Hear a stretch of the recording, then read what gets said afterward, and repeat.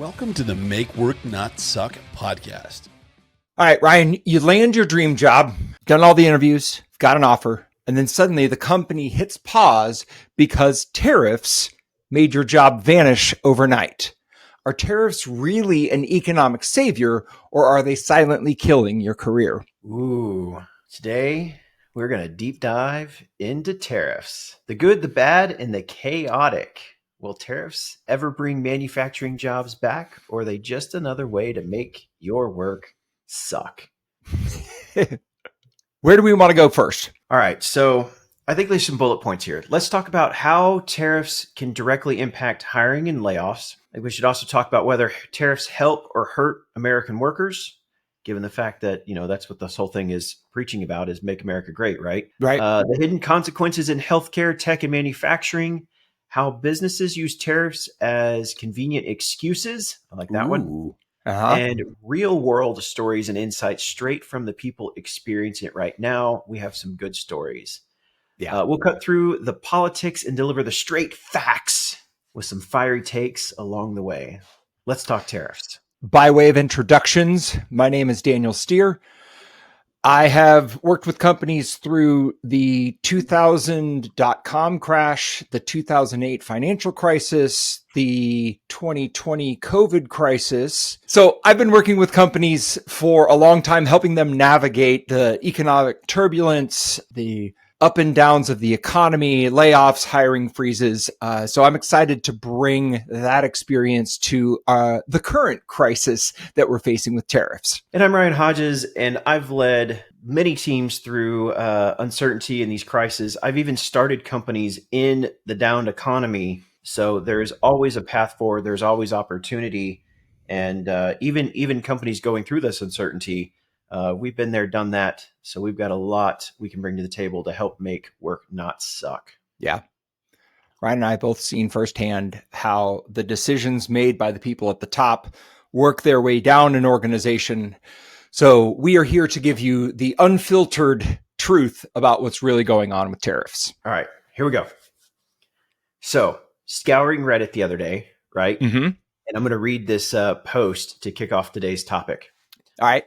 This offered rescinded due to tariffs headline. Yeah. He said, "You read the title right, folks. I went through 2 interviews and was told I got the job. But once the tariffs were put in place, they held off on my onboarding contract and a week later told me I can't be hired. Here's what they said. Unfortunately, I'm writing to share that I'm writing to update regarding your hiring process. Due to recent increases in tariffs, our company has made the difficult decision to pause all hiring effective April 9th, 2025. This job market now got unexpectedly worse. Totally butchered that there. This job market now got, I think this is the writing from the blot. I'm trying to read the post here. I think they got a typo in their post. It's tripping me up. Anyways, this dude went through 2 rounds of interviews, told he got the job, and then all of a sudden told hiring freeze. No. Mm-hmm. A real user had a real offer pulled last minute because tariffs made hiring too risky. Is it genuinely caused by the tariffs, or is this just an easy corporate cop-out? So I'll give you a spicy take. I think that blaming tariffs for hiring freezes might sound like smart business, but I think it's really just companies using tariffs to hide bad management decisions and bad strategic insights. 1,000%. What do you think? You think so? I agree with you. I want to throw this out there. So I know this tariff stuff is real. Remember, this is not our first time with tariffs with this president. We went through this in 2016, and a lot of large organizations have already got a lot of this figured out. They already know the processes. They know the systems. Look, again, there's a lot of uncertainty, especially with the war with China, and literally it's just changing by the minute. Yeah. But I think large organizations or companies that had gone through this whole China trade warfare, 4+ years ago, I think they already know what to expect, and I think they're using it as an excuse. 2016 was 9 years ago, bro. But sorry. Yeah. Well, 9 years ago. All right. So a lot of people think that tariffs are going to revive American manufacturing, bring back all of those manufacturing jobs that have been offshored over the last few decades. I don't think that those jobs are coming back. I think today's global economy is far more complex than what manufacturing looked like 30, 40, even 50 years ago. Everything is so connected. So I have questions about whether or not this tariff strategy is really going to bring back the manufacturing jobs that people profess it will. I don't think so. I mean, I think it's all a bargaining chip, right? Like you look at what China and the US are doing, and I forget the stupid rate that it is up to right now, but they're finally at the table talking. Now, what's crazy is we're talking about China, but since this whole thing going back and forth, it isn't about China. It was tariffs put on every country. Well, since then, a lot of this has been negotiated down and they're more reasonable rates. And again, I need to get the facts in order for what is actually happening today. But it's not like we're looking at one country and assuming the response to the rest of the world. Other key thing to make, a lot of our textiles are actually made in Vietnam. Like a lot of clothing and shirts and stuff like that is actually made in Vietnam. And most of our computer chips are actually made in Taiwan. Not all. There's a lot of manufacturing in China, don't get me wrong, but a lot of it comes out of Taiwan.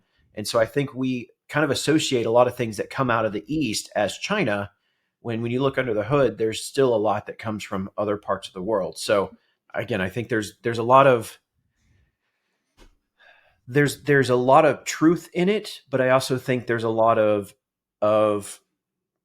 political fighting, and we just don't know what direction to go left or right on at the moment.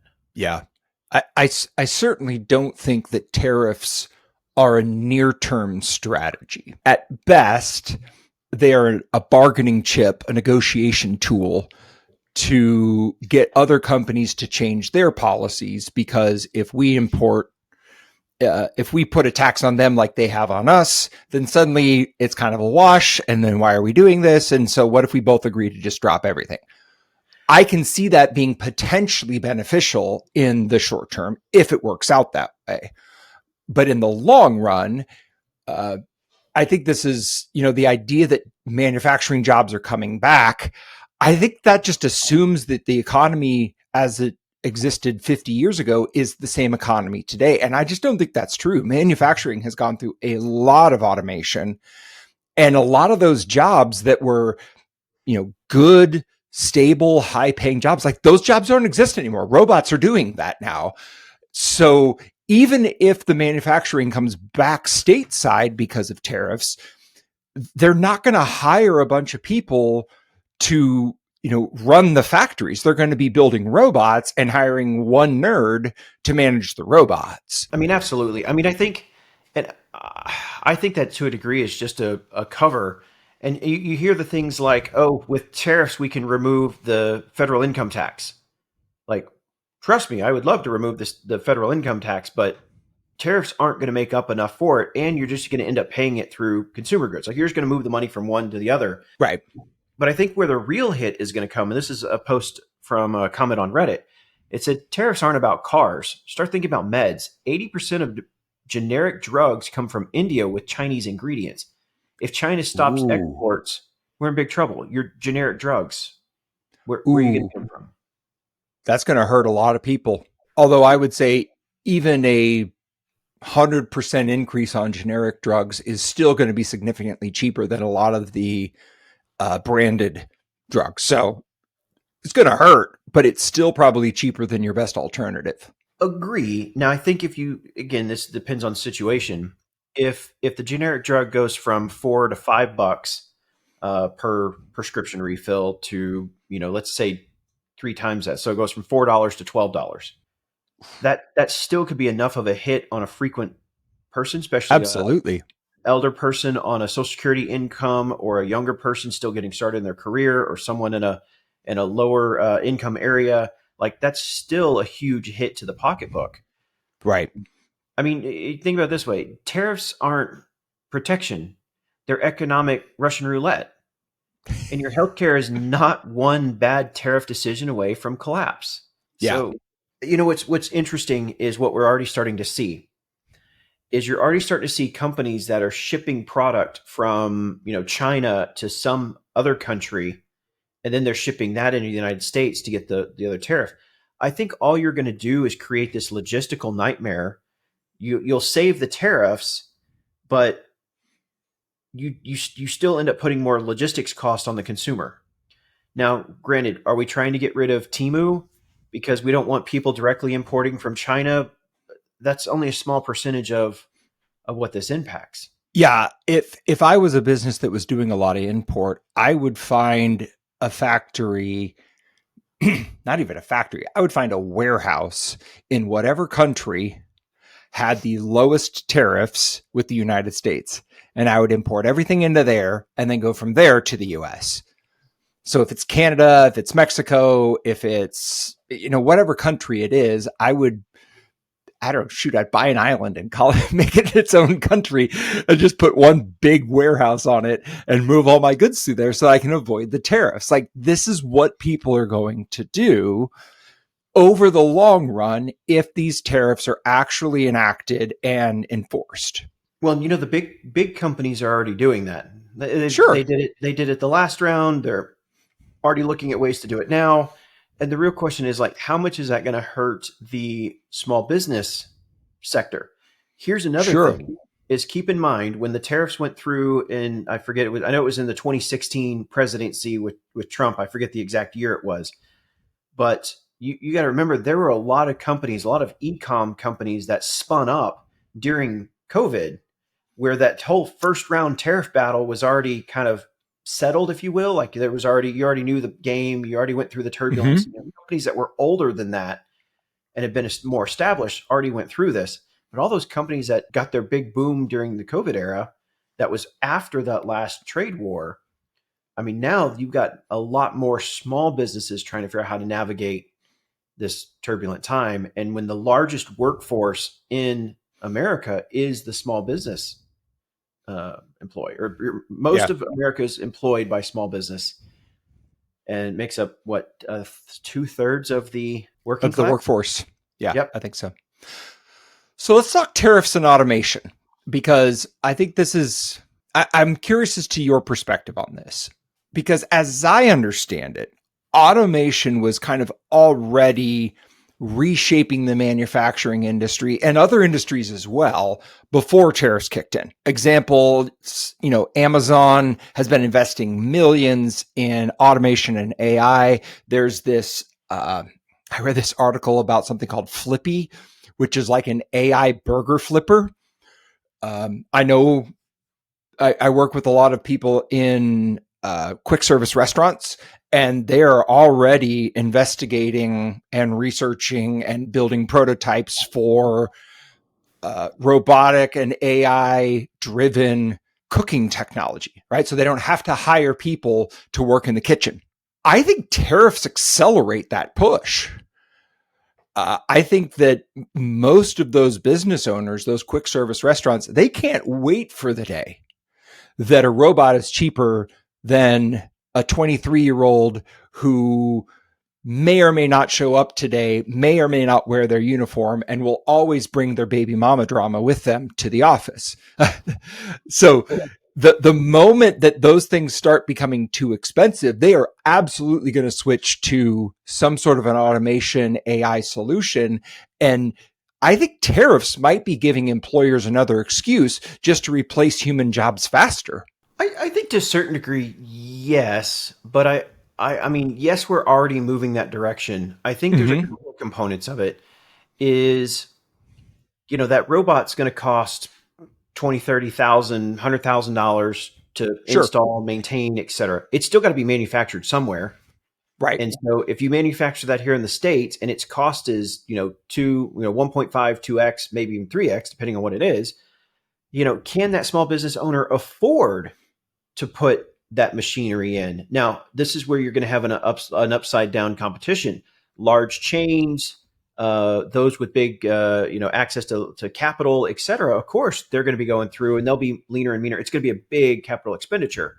But again, you can write that off over time. You can write it off. You can do all those things with it. Yeah, but you're still on the hook for it for the next 7 years. Right. But then what you're doing is you're making it much harder for the small business to compete.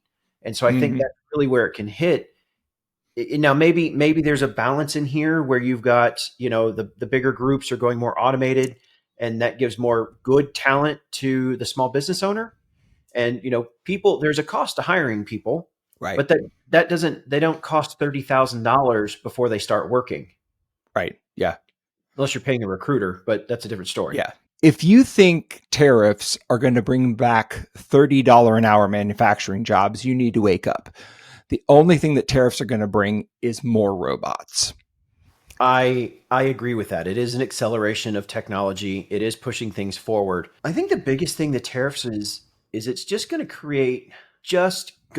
create a level of uncertainty. It is going to push technology to the next level. And it is, if we bring manufacturing back, it's going to be manufacturing with new technology. It's going to, if anything, I think it's going to help or hurt our disposable income. It's going to hurt our pleasurities, if you will, like the things we do in our free time. You're just making toys more expensive. You're making, experiences more expensive. You're making food more expensive. You're just making everything more expensive, where people can't do anything but work. And then you're replacing the jobs with AI and technology. I saw an article the other day. I know this is going to AI a bit. Shopify laid off. They're going to lay off 2,000 people, and all jobs are automatically rejected unless you can prove that it can't be done by AI. I read something similar for a different organization that froze. They didn't lay off anybody, but they froze all open recs and said, you've got to prove that this job can't be done by an AI. That was it. That was IBM. That was IBM? Is that who it was? I forgot who it was. I believe that was IBM. So again, I don't think the tariffs are causing this. I think that's part of the AI boom. Yeah. But I think the tariffs are definitely doing it on the consumer goods or the goods side of the equation. I think the tariffs they're a dangerous strategy at any time, but especially at this time with how technology is advancing and AI and robotics is advancing. Like it's a very risky time to implement this kind of tariff strategy. Yeah, here I got another Reddit comment for you. According to this Reddit user, small businesses are being discriminated. Another overlooked consequence. Small businesses suffer disproportionately. Major corporations might weather tariff storms, but small businesses face massive uncertainty, canceled contracts, hiring freezes. Small businesses are being discriminated, is what they said. I see spicy takes. Tariffs aren't economic protection. They're economic Darwinism. Small businesses get eaten. Big businesses get bigger. Here's a question for you. Okay. Usually when you start having market consolidation, when you start having the small business go out and you start see the big businesses growing, there's usually a wave of opportunity behind it where the next wave of small businesses is created. Are we really going back to like the boomer generational wealth transfer? Are we really accelerating the boomer wealth transfer? Because what you're creating is the boomers getting out of business and selling and exiting and shutting down and whatnot. And it's the next generation of knowledge worker that's creating these micro AI companies, more technology drive. I mean, you see the gig economy is massive. Software is getting easier to write. People are needing more. I mean, look what the companies that are getting funded. Your burger flipping robot, right? That's what's getting funded, not a U.S. factory. Yeah, I do think that the more progressive boomers are looking at what's coming and they're trying to get out, because I think there is going to be a lot of disruption in most industries over the next couple of years. I've been talking to a couple of business owners looking at potentially buying a business over the last few weeks. And there's some businesses out there that have been really good businesses, right? They're service businesses. Some of them have recurring revenue, and there's a lot about them that is attractive. But then you look at the fact that there's been nothing really invested in these businesses in terms of AI, automation, robotics, like, next gen technology hasn't been introduced yet. Sometimes into the company, sometimes into the entire industry. And you look at that industry and you say, okay, someone's going to figure out how to use drones to do lawn care, right? It may or may not be me, but someone's going to figure that out. And the person who does is just going to destroy every other lawn care company. So you're either going to be that guy or you're going to get killed. I think that's true in a lot of industries where people are looking at what's coming and saying, we've either got to win or get out. Yeah. Oh, and here's the sucky part about it is the workers at those organizations are the ones dealing with it. They don't know if they're going to have a job. Right. The hiring freezes. Yep. I mean, I'll give you from some real world examples. I mean, just this week, one of the companies I work with had a massive hit in churn. The clients were claiming tariffs. One of them I think is legit because they import all their product from China and the uncertainty, and they've got to just scale way down. And basically that's creating uncertainty in the company I work with because you just had there's been several clients over the past 2 weeks that have just put in their notice for termination. Right. Now you've got our team going, what's going to happen on our side? You got some sales and marketing that stalled or sales activities that are stalled because people are waiting for answers, and you're creating a sucky workplace out of a ripple effect. Sure. How do you lead a company through that? I think you've got to go back to why your company exists. And maybe you start this kind of thinking about tariffs, right? Tariffs claim to make a stronger America. And there are some ways in which they may, but does it really align with the current economic reality? I question that, right? Like, you're not going to get paid $30 an hour to work in a manufacturing plant when a robot can do that job for $5 an hour, and they pay 100% tariff and it costs them $10 an hour to land it here in the US. They're still less than half of what it was going to cost them to pay a human to do it. That job's never coming back here. And so I question whether or not tariffs are really aligned with the current economic reality. I agree with you. I think nobody has the crystal ball. Nobody knows what the president is doing or what the ultimate plan is. We can speculate all day long. What we can say is they are not in alignment with the current economic reality. The question is what's the long-term plan? What's the goal? Right. Is this going through surgery? Are we going through surgery to get to the other side? But I think there's too much uncertainty to know what the other side is, which is why we're seeing so much chaos. I think that bringing manufacturing back to the US is a strategically good move. I think we have outsourced as a country. So again, personal opinion. I think we've outsourced too much, and we are too dependent on other countries for many things. And having some level of self-sufficiency is probably a good strategic balance to have. However, bringing that back doesn't necessarily mean that entry-level blue-collar manual labor jobs are coming with them.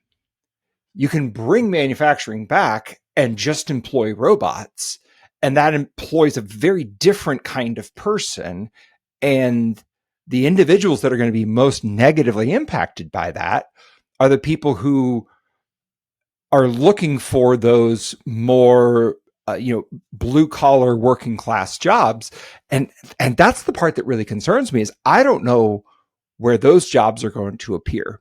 I think we may be getting too much on like goods manufacturing. Okay. Whereas the other component of this is we outsource a lot to the Philippines for call centers. Latin True. America and Eastern Europe for, tech jobs. Yeah, you're right. I've worked with several companies that have call centers in Philippines, call centers in Costa Rica, dev shops in Europe. Like, I think there's a lot of kind of global connectivity that may come back to the US with this kind of a tariff, but it takes a long time to move those things. Well, I haven't. I need to look into this. I saw something across the other day that the tariffs could apply to outsourced labor.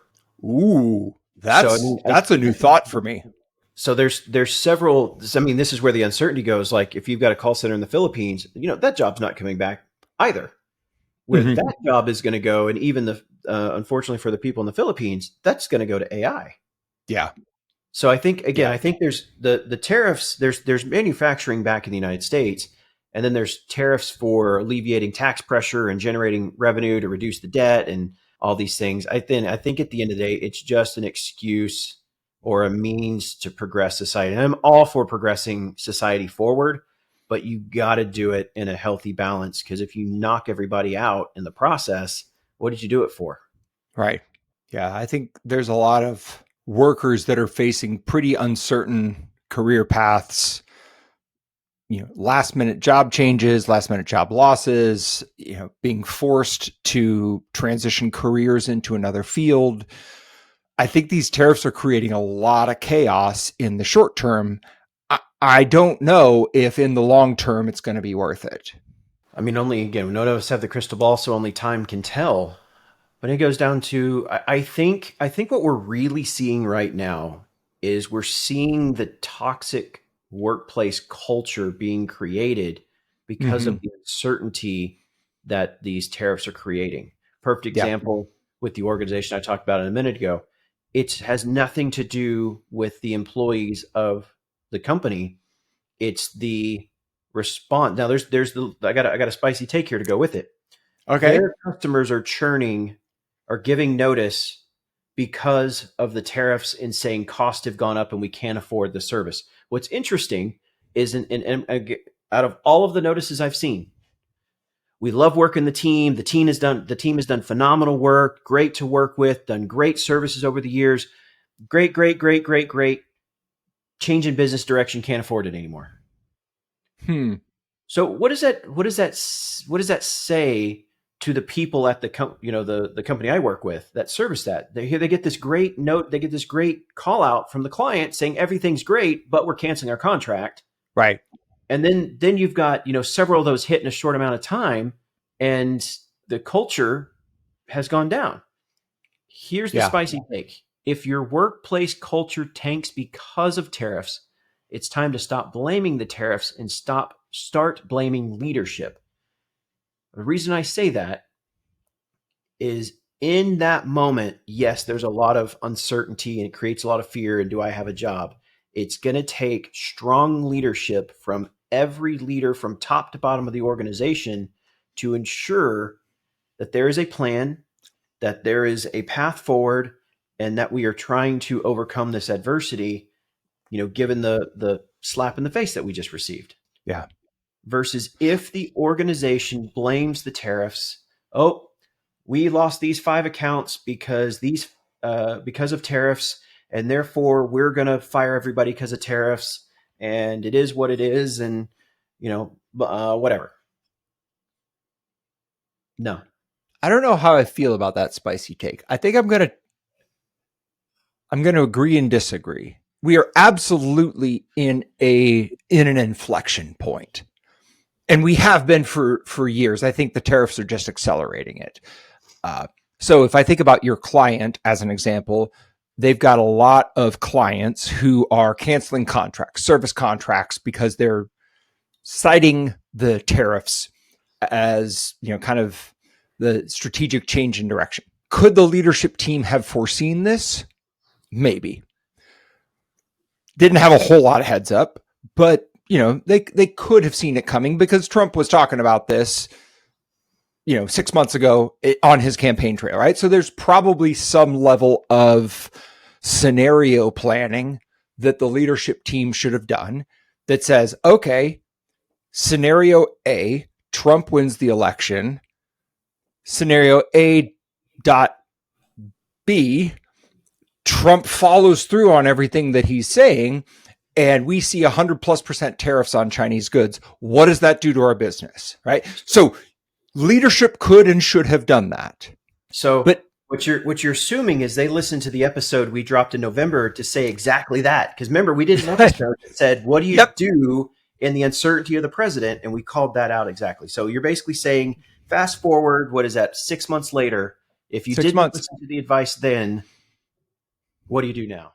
What would you recommend to senior leaders who feel this sense of uncertainty of like, gosh, life's either going to take a hard left or a hard right. I'm not sure which it's going to be. How do I lead my people over the next 8 to 10 weeks, given this massive decision that's coming that I don't control and I can't predict? Let's just go simple here, right? Okay. I think, and we'll use the simplified wheel in this equation. At the end of the day, you've got a vision you're trying to head on, right? But the problem is, or hopefully you do. No. I think at the end of the day, you've got a vision you're going on. You just don't know what journey to take because of the uncertainty, right? Yeah, that's good. Okay. We need the capital expenditure. We're going to sell the business. We're going to invest. We're going to do something. We just don't know the path to get there. So I think as a senior leader, if you're in this situation where you're paused because you're trying to get through, November, I think you need to outline the vision of what you want, what the company wants to do. And then I think you think through just enough of the journey to say, look, if this happens, this is the path we think we're going to take. If this happens, we think this is going to be a path we have to take. And you don't have to get it all the way down, from 100,000 feet to 2 feet. You just have to have enough of it to explain this direction is what it could look like. This direction is what it could look like. And then the culture kind of component of that is to make sure you get everybody to understand of these are the reasons why we're waiting till after November to know which path, because each one has these variations in it that we're going to have to navigate. And then the end result of that is when we know the outcome of the election, it'll tell us, are we looking A or B? And after that, we will proceed accordingly. I think not communicating that degree, I think there's a level of fear of politics. Like we don't go, well, if the left wins, we're going to do this, or if the right wins, we're going to do this, or this side loses, or that side. Sure. I think you got to take the political, stance side out of it and just point facts. Right. If the tax bracket goes up, we're going to have to look this way. If the tax bracket goes down, this is what it unlocks for us. If it's a little harder, this is a little easier. We will have a better understanding which way it's going to go in November. I don't like there's a level of there's just fact in what's going to happen. The tax laws are going to expire and new tax laws are going to come in. Right. What are they? We don't know, but we can say that if they're favorable, here's how we'll spend more. If they're less, if they're same, this is how we'll stay the course. And if they're less favorable, here's how we'll have to trim some components out. And I think if you can communicate that as a leader to the entire organization, it'll go a long way with what I would say grace into the organization, because you're providing clarity. You're providing, there's a reason why they're delaying things. There's a reason why we're pausing. There's a reason for this. People are reasonable, but they have to understand why. Right. It's not that my boss is just a jerk. Yeah. I mean, you don't need to go in there like, hey, the tax rate is going to potentially go from, 20 to 40%. And that means I'm going to have to eat, $2 million in cash every year in my pocket. Like, okay, you don't need to share that. Right.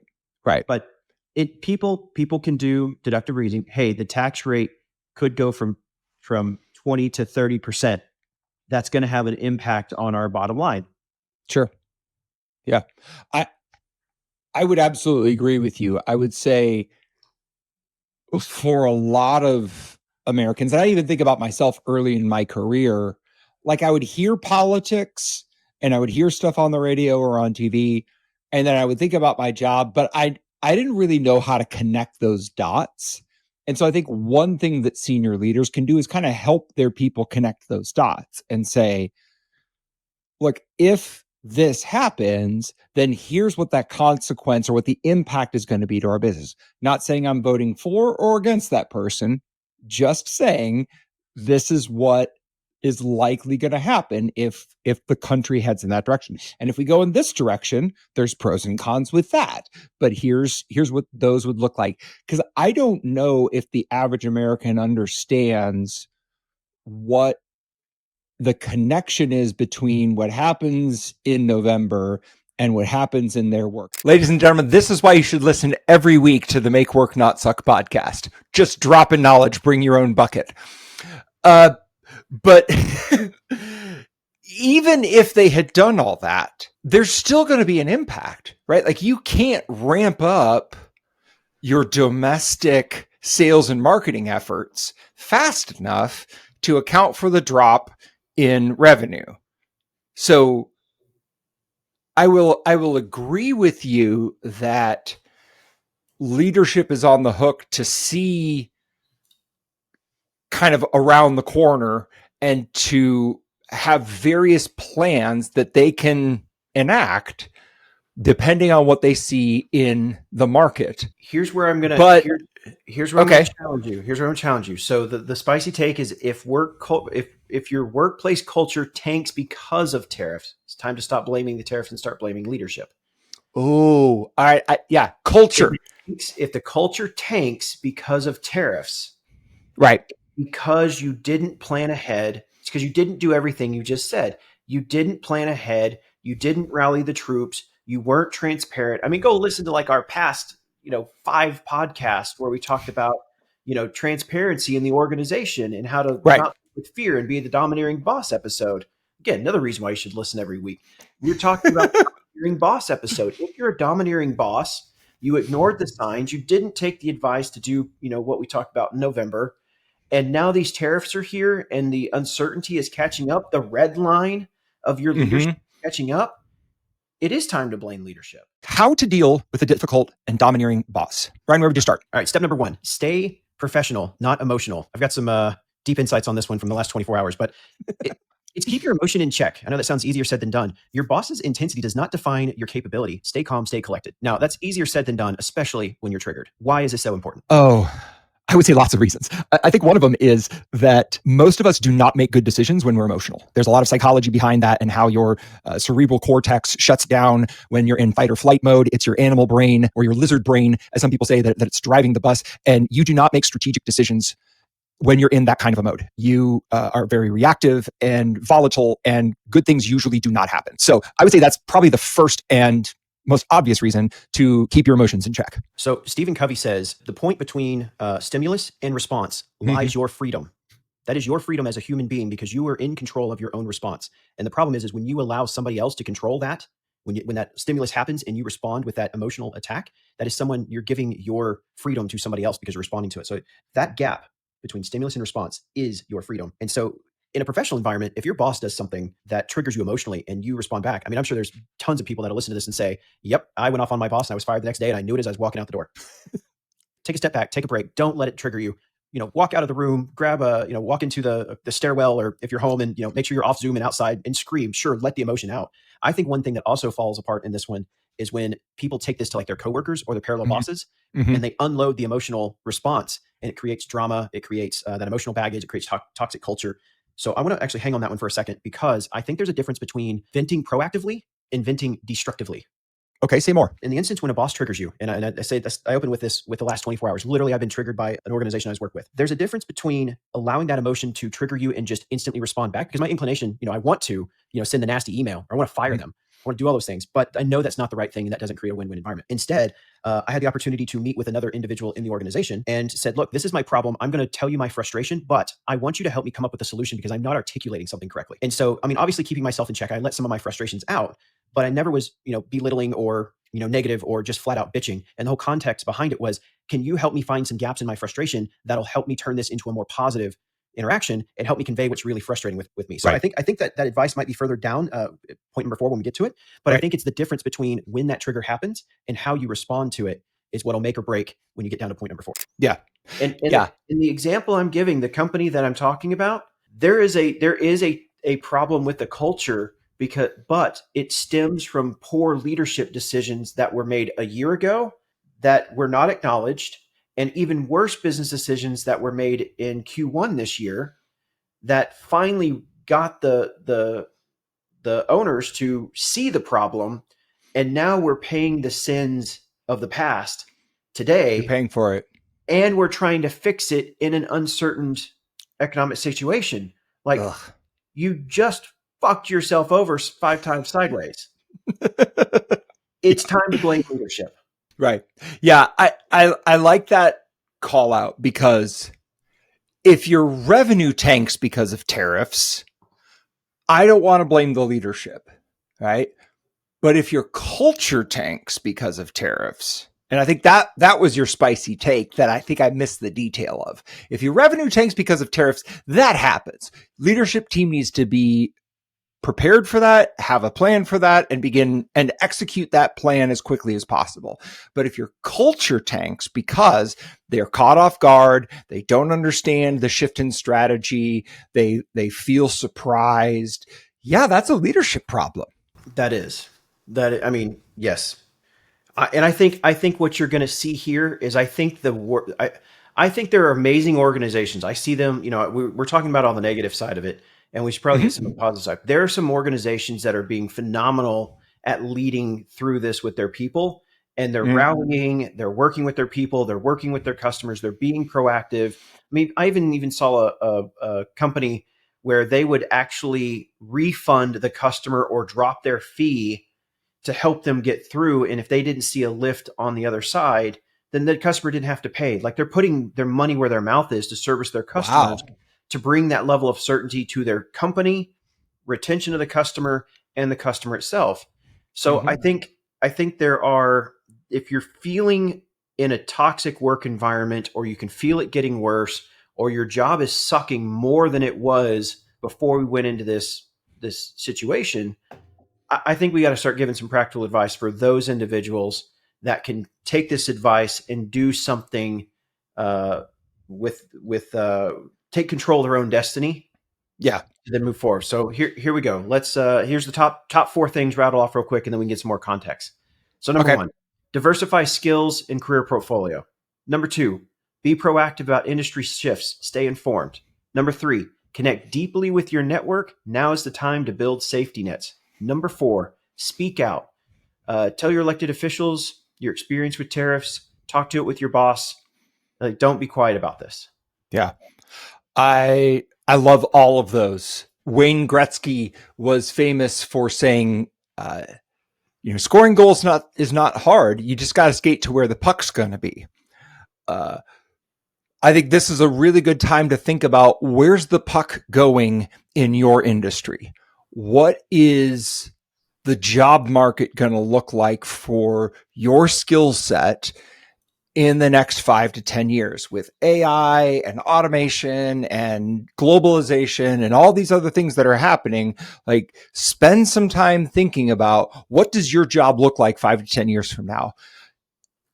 Read, ask people who study this kind of stuff. You need to understand that. And then you need to start building the skills that are going to be important for your job, or the job you want to have 5 to 10 years from now. Because a lot of these jobs are going to get disrupted. They're going to be redefined, and they're going to require skills that you may not have today. So today is the day that you should start building those skills. Agree.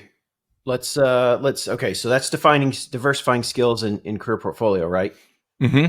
What about being proactive on industry shifts? What should people do to be proactive and stay informed? What's a good? I mean, there's lots of market research information available on the web that talks about what's going to happen over the next 5 to 10 years in any industry.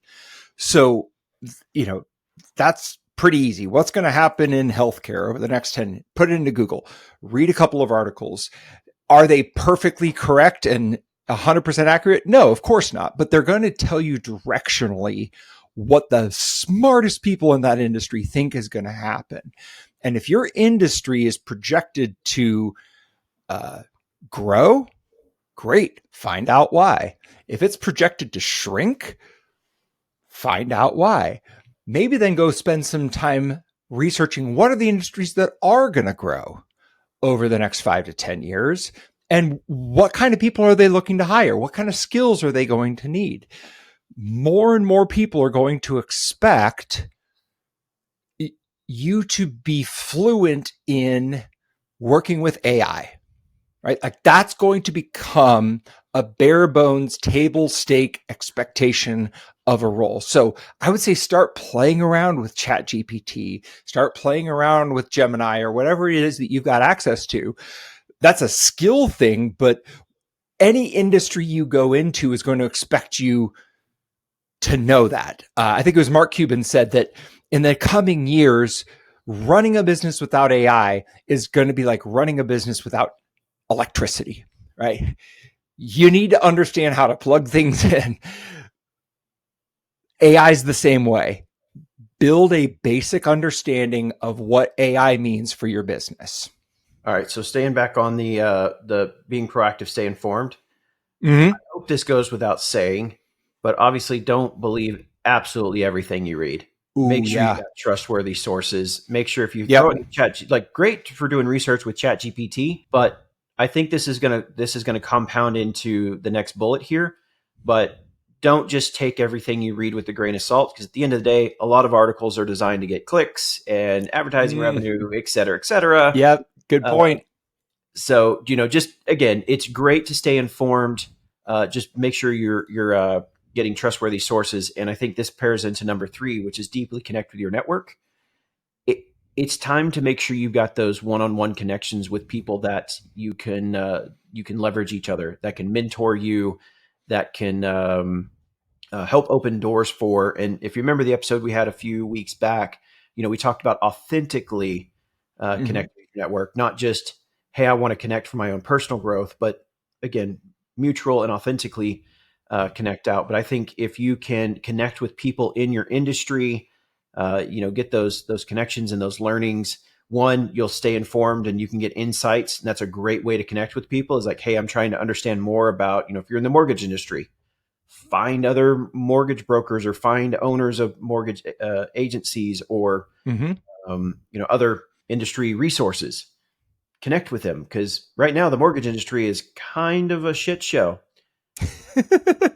Not to digress here, but imported goods are expensive, and mortgage rates are expensive, and not many people are buying houses like they used to be. So that is an industry that is needed and shrinking. Sure. And the real estate, like real estate brokers and real estate agents, they're under a lot of pricing pressure right now because of some recent legislation. So that whole industry, from home building to real estate agents to mortgage brokers, that whole thing is going through a lot of disruption over the next couple of years. Hey, real estate agents are great networkers. Most of them are. Yep. Great networkers. Yep. If you're a real estate agent, I would start building your network with people that are in adjacent industries that you can leverage. If you are in the mortgage industry and some real estate agents, which you probably do, they probably got some good contacts. Again, this is a good time to deepen your network connections and network. Wealth managers and accountants are 2 other people that are going to know what industries are booming and what industries are dying. Yep. Other good people to ask, hey, who's killing it right now and needs help? Because if your industry is not on the up and up over the next 10 years, you might want to jump to another industry that is. All right. Lastly, number 4. Speaking out. I think it's just talk about it. I think there's one, if you're frustrated, kind of personally as an American citizen, and you want to speak to your elected officials, you should do that. I think there's also a level of, not speaking out as in like, revolting, but even your management team, your leadership teams, like people should be talking about this and be open about it and figuring out how in your situation you can navigate it. Whether it's with your family, whether it's with your coworkers, whether it's with your managers or leaders or your elected official, staying quiet about it doesn't get you moving forward. Talk about it. Yeah, I think these are very strategic, important conversations that need to be had at the office and at home. All right, let's wrap it up. We would love to hear your stories. How have you been impacted by tariffs? How have your job been impacted by tariffs? Comment, subscribe, share your experiences. We would love to hear. We'd love to interact with you and see what you're seeing. Thank you for listening to another episode of Make Work Not Suck. And, we harp about how work sucks. We harp about the things that are going on. And at the end of the day, we really hope that you just keep fighting to make work not suck. And we'll see you on the next episode. Thanks for listening. Make Work Not Suck, our podcast that talks about exactly that. Our process, vision, journey, culture, and results. We present real-world business solutions that make the difference. Our goal is to make work not suck. Hosted by Ryan Hodges, co-host Daniel Steer. Join us each episode and make work not suck.